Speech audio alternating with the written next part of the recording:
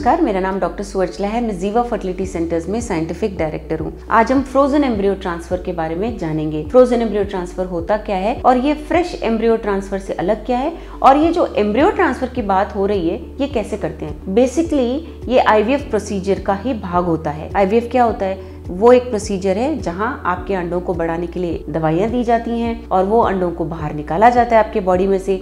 आपके हस्बैंड या पार्टनर के स्पर्म्स के साथ उन्हें मिलाया जाता है और तब एम्ब्रियो तैयार किया जाता है। इस एम्ब्रियो को 3 से 5 दिन तक लेबोरेटरी में ग्रो किया जाता है, कल्चर किया जाता है, ऑब्जर्व किया जाता है और जो अच्छे एम्ब्रियोज हैं उन्हें गर्भ में डाला जाता है। ये जब वापस डालते हैं गर्भ में आपके एम्ब्रियोज, आपके बेबीज को, उन्हें हम उसी साइकिल में, उसी पीरियड में डाल सकते हैं जब आपने अंडे दे दिए उसके 5 दिन बाद, या हम उसे फ्रीज करके अगले साइकिल में डाल सकते हैं। तो ये हुआ फ्रेश एम्ब्रियो ट्रांसफर जहां हम उसी साइकिल में डाल रहे हैं, और जब हम फ्रीज करके दोबारा नेक्स्ट साइकिल में डाल रहे हैं उसे हम फ्रोजन एम्ब्रियो ट्रांसफर कहते हैं। तो फ्रोजन एम्ब्रियो ट्रांसफर की अगर हम बात करें तो आपको पीरियड के दूसरे दिन बुलाया जाएगा।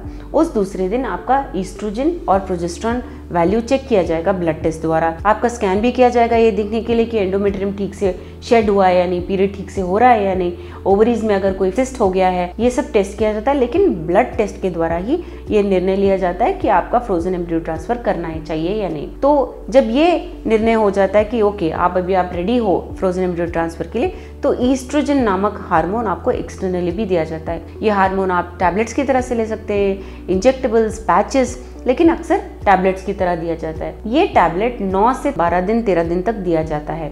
इस टैबलेट की खासियत ये है, इस हार्मोन की खासियत ये है कि ये एंडोमेट्रियल बच्चेदानी की लाइनिंग को बढ़ाता है, और प्रोजेस्टेरोन जो हार्मोन है वो उसे ट्रांसफॉर्म करता है, यानी उसे बदलता है, उसे एम्ब्रियो के लिए तैयार करता है। बढ़ाना अलग बात है और तैयार करना अलग बात है। तो ये दोनों हार्मोन बहुत ज़रूरी है।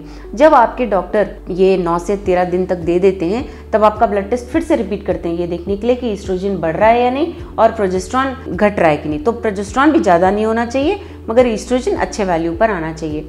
जब ये हो जाता है तब आपको प्रोजेस्टेरोन जो हार्मोन है वो एक्सटर्नली भी दिया जाता है, यानी बाहर से भी रखा जाता है। अगेन वो फिर इंजेक्शन भी हो सकता है, वेजाइनल टैबलेट्स हो सकते हैं जो नीचे से रखे जाते हैं। तो ये अलग टाइप के टैबलेट्स होते हैं जो दिए जाते हैं। ये डिपेंड होता है कि आपका एम्ब्रियो कौन से स्टेज का है, डे 3 है या डे 5 है, उस पर निर्धारित होता है। तो प्रोजेस्टेरोन टैबलेट या इंजेक्शंस आपको ये 4 दिन से 6 दिन तक दिए जाते हैं। उसके बाद आपके एम्ब्रियो को गर्भ में डाला जाता है। उसके 14 दिन के बाद आपका ब्लड टेस्ट किया जाता है ये देखने के लिए कि आप प्रेग्नेंट हो या नहीं।